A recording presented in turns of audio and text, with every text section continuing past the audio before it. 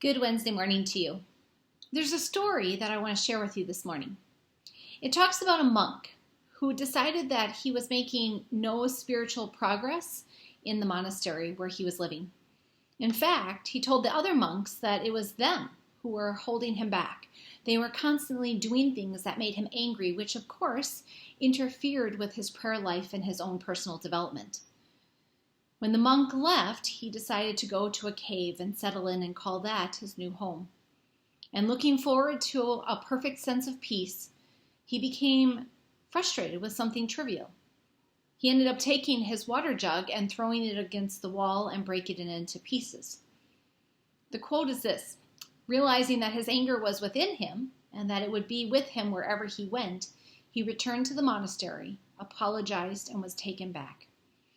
It's by a story called The Cloister Walk, written by Catherine Norris. Now, the thing about this story is that it didn't matter where the monk went. The problems the monk was experiencing were not external stimulus, but rather internal problems, internal weaknesses. Sometimes confessing our own sins is realizing that most often our frustrations and our struggles comes from within. It comes from what we are holding on to. Sometimes our frustrations are caused by other people, but at the end of the day, it's about you and me and what's inside of us. In my house with my teenagers, they hate it when I say someone can't cause you to feel some way. It's very common, right, for us to say, "You made me so angry." And I will often respond to my kids, "I can't make you anything.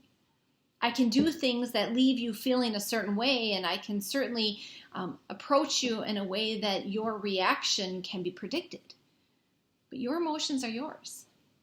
And so much of the story from the Cloister Walk reminds me that we can make all sorts of external changes, but until we internally process and assess what we are carrying, what our weaknesses is, where our sinful brokenness exists, really nothing will change.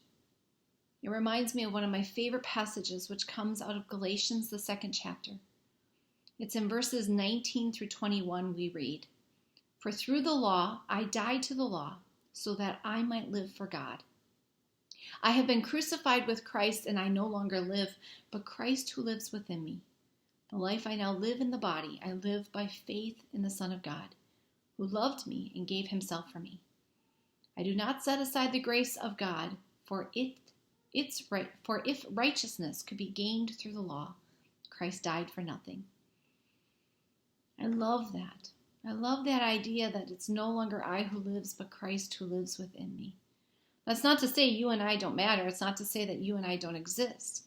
It's to say at the heart of it is acknowledging that we need God. We need God in every way. And sometimes the most powerful prayer I can say is not a change in circumstances, is not for a change in relationships. It's for a change in my own heart. It's for a change in my own understanding. Lord, soften my hardened heart. Open my eyes and my ears, that I might see and hear you at work. It's a very simple way of acknowledging that even though we may be frustrated, and certainly I get frustrated with external circumstances, it's really internally where I need to be changed. It's internally where I need to reconcile and recover from my own brokenness. It's halfway through the week. I hope this word is a word that means something to you today. I hope that as you look at what you've accomplished and where you failed, you can see God at work in all of that. And if there's anything within you that you think, maybe it's not the external circumstances that's causing this problem, I invite you.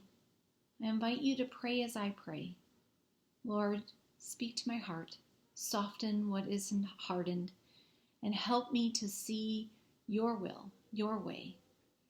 Because it is no longer we who live, but Christ who lives within us. That's what faith is all about. I hope you have a great day.